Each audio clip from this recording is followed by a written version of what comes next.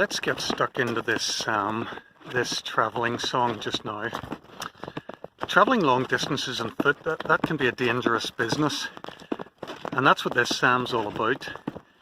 Have a look there in the text and see if you can spot what some of the potential dangers are. He will not let your foot slip. The first danger of the traveller is that he's going to lose his footing, that he's going to stumble and fall. That's, I suppose, why people who go walking in the mountains wear big boots like this, so that they don't slip, fall, or turn their ankle. Both the second and the third dangers are mentioned there in verse 6. There's the danger that the sun would harm you by day. It's a hot sunny day here today, so I'm getting a bit of a sense of that. If you were travelling long distances on foot in the Middle East, you'd have to be very careful of the sun. It'd be very easy to end up with serious sunburn or sunstroke. So I'm wearing my cap and glasses here today. You mightn't find it so easy to identify or to understand the third of the dangers. Verse 6, we learn that there's a danger from the moon at night. Imagine a person travelling a long distance on foot, walking for day after day after day. They'd grow more and more tired, more and more hungry. And under those pressures, it's easy to become anxious or depressed. Our emotional health might suffer. In the days when our psalmist was writing, one of the ways he described emotional illness was moonstroke. And that's where we get our word lunatic from. Somebody who has a moon or a luna sickness. For most of us, twisting our ankle or getting sunstroke aren't the sort of dangers that keep us up at night. But there are dangers and pitfalls in our everyday lives as well. Even careful people can experience an accident in the car or in the workplace. Belfast is no longer the only city in the world where we're in danger from terrorism. In 2020, we've discovered for the first time in my generation what it is to be at risk from a pandemic.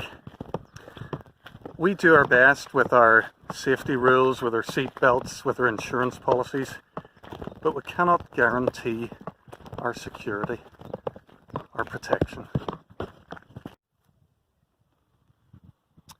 This psalm is a psalm of protection, God's protection. I want us to notice three things quickly about God's protection from this psalm. The promise of God's protection and the extent, secondly, of his protection, and thirdly, how we can experience God's protection.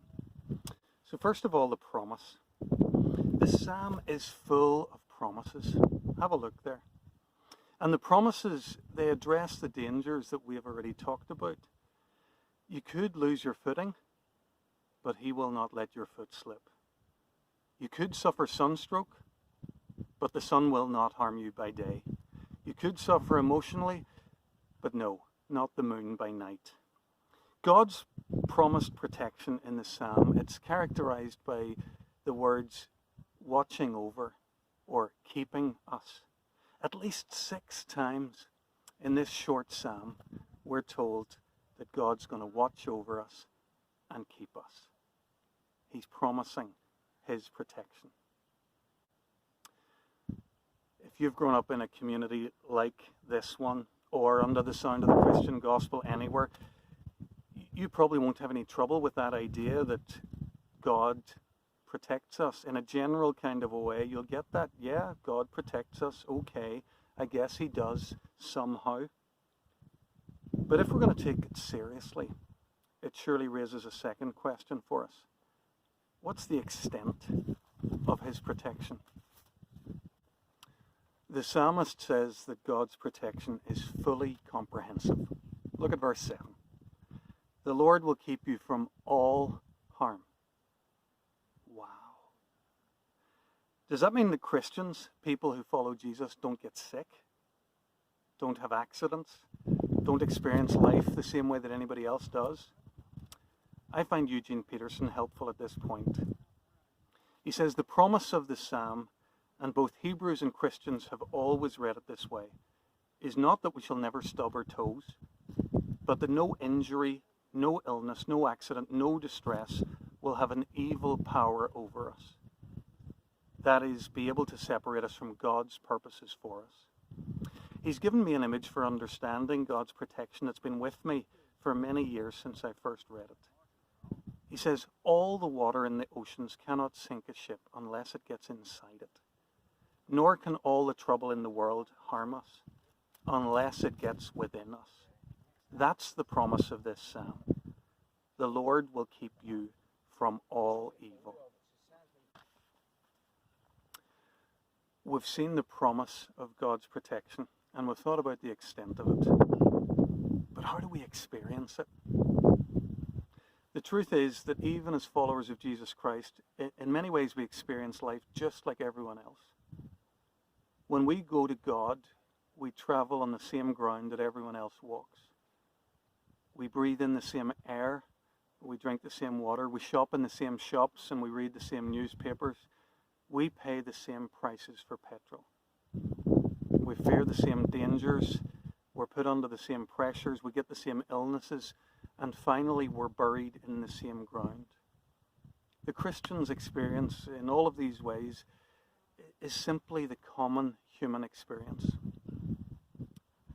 The difference for a disciple of Jesus Christ is that each step we walk, every breath we breathe, we know we're preserved by God. We know that we're accompanied by God. We know that we're ruled by God. We know that whatever doubts may endure or whatever accidents we may experience, the Lord will preserve us from evil. He will keep our life.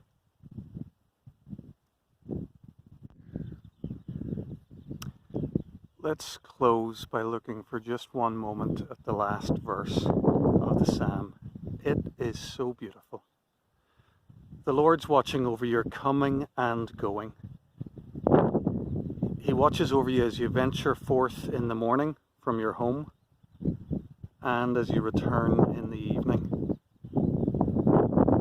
As you set into the dawn of life and as you approach its dusk. Look at that last line. The Lord assures us that his protection won't ever end. The Lord will watch over you, both now and forevermore. Today, he's watching you. Tomorrow, he'll watch you. All your tomorrows, he will keep his watch over you. How are we going to experience God's protection as a daily reality in our lives? It seems to me that if we want to do so, we've got to meditate on these beautiful truths. What if you chose to learn this psalm this summer? What if you chose to repeat it to yourself often, to meditate on it, and to let its beautiful truth enter your heart? If we could learn to do that, I think then we'd learn to know where our help comes from, where our protection lies. It's with our Creator God, the maker of heaven and earth, who keeps evil from getting inside of us, who keeps our going out and our coming in, both now and forevermore.